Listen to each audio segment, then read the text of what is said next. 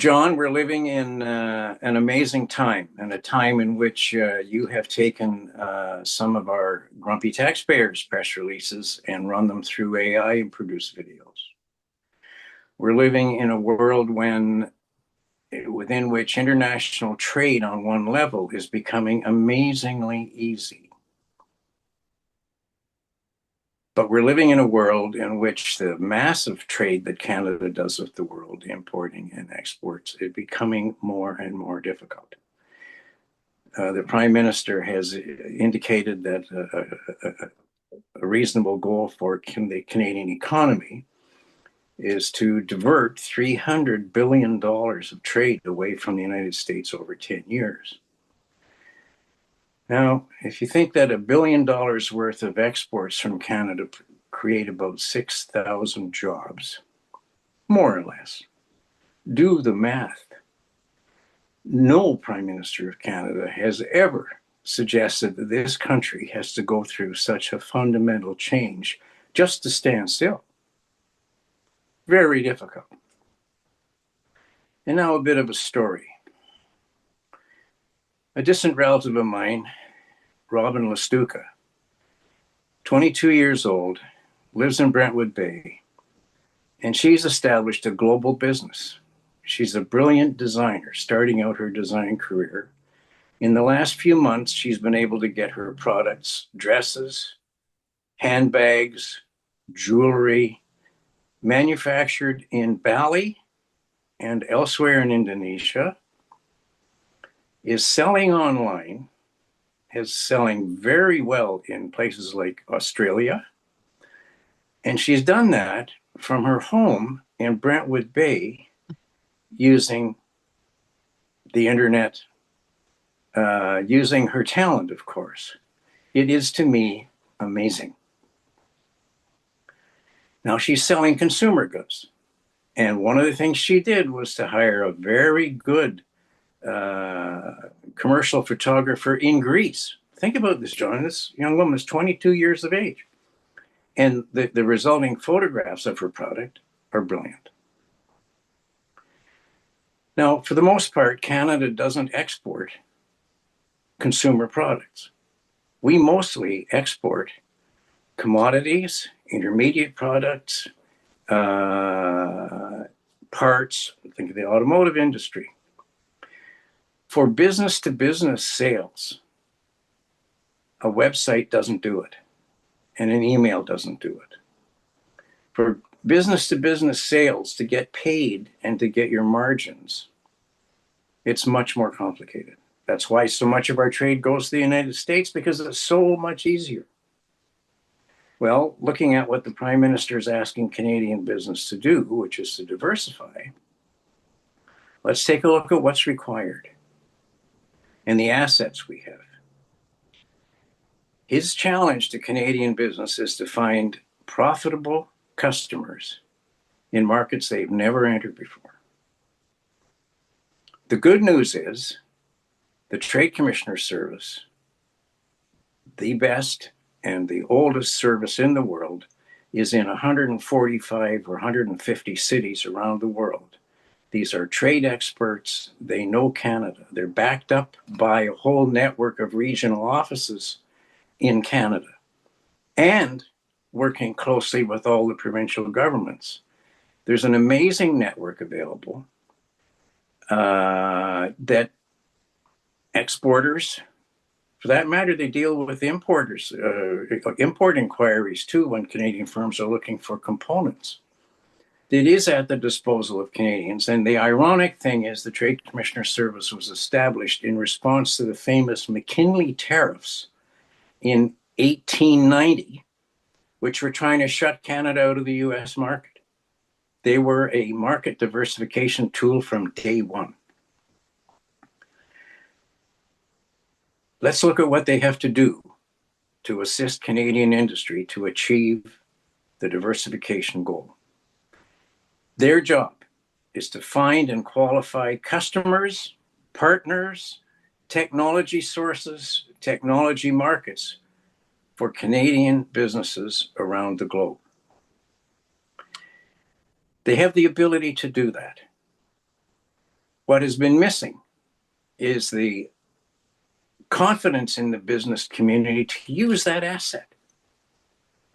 And one of the reasons I think that's the case is that for too long, the government has had in mind, and this is not really a criticism, that what these folks should be doing is working in priority sectors and priority markets. No. The priorities of the Trade Commissioner Service should be generated by the private sector. So, John, only business. So, John, this is a perfect segue. It's almost like you and I have organized this or managed this. Let's peel back a little bit and do a bit of context here. First of all, as Prime Minister Carney indicated recently, that the world is not going through a transition. It's going through a rupture.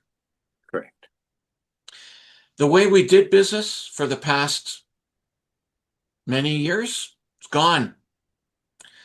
The way that we're going to do business, we don't know.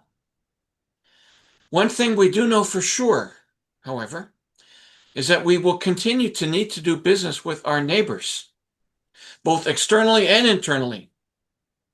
One of those neighbors has decided not to play, and they did that about a year ago. Like we think these things are happening it used to be things that happen in 5-year periods, 10-year periods.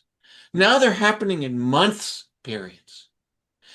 As a way of trying to help business deal with this rupture, you and I, through the auspices and construct of the Saanich Peninsula Trade Committee, have decided to try and educate business and provide information to them to allow these folks to start to do business in this ruptured economic environment. We have had amazing speakers, and a consistent theme to all of these videos, and that is the way that we're communicating to business through this committee, is this extraordinary Canadian Trade Commissioner Service.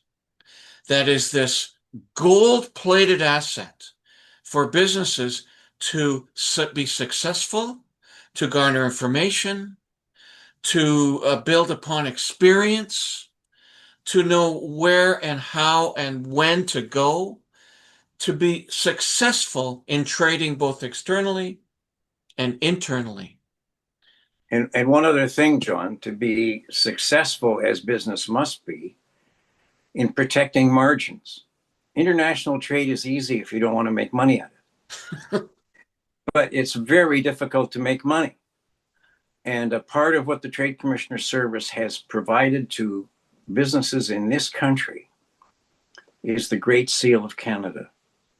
I can tell you this, having served in 7 major centers around the world, no local business person refuses to accept a call from the Canadian Embassy, the Canadian Consulate, the Canadian Trade Commissioner's Office, because we carry the prestige of this country, which, an editorial comment, I would say after Mr. Carney's speech in Davos, has gotten even stronger. But the truth is, using the Trade Commissioner Service opens doors that otherwise be very difficult to get to. Mm-hmm.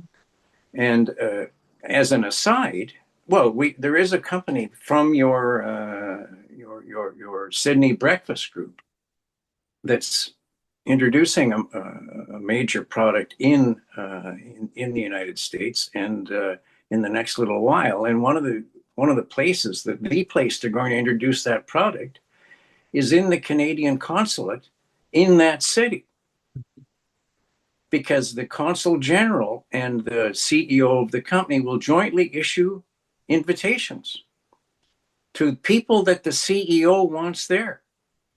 And very few American business people will turn down an invitation from a Canadian consulate. Nobody turns down an invitation from the Canadian ambassador to the United States. Well, the most exclusive dining room in the city of Tokyo is the Canadian ambassador's dining room table, and that table belongs to every business in this region and in this country. So leverage is what we're talking about, right? Yeah, leverage and Especially reputation. given the rupture. We have no time to waste No, because in making this transition. the ground is changing under our feet as we speak, John.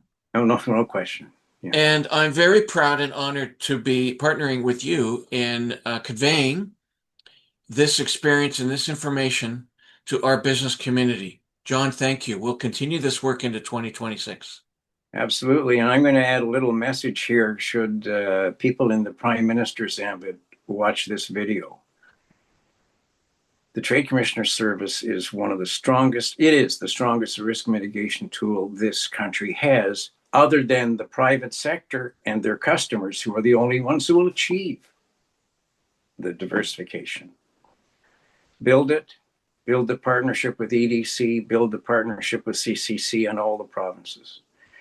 International trade accounts for, depending on the year, between 50 to 60% of the Canadian economy. We have no choice. It is a rupture, but we've got some of the strongest risk mitigation tools known to any G7 country.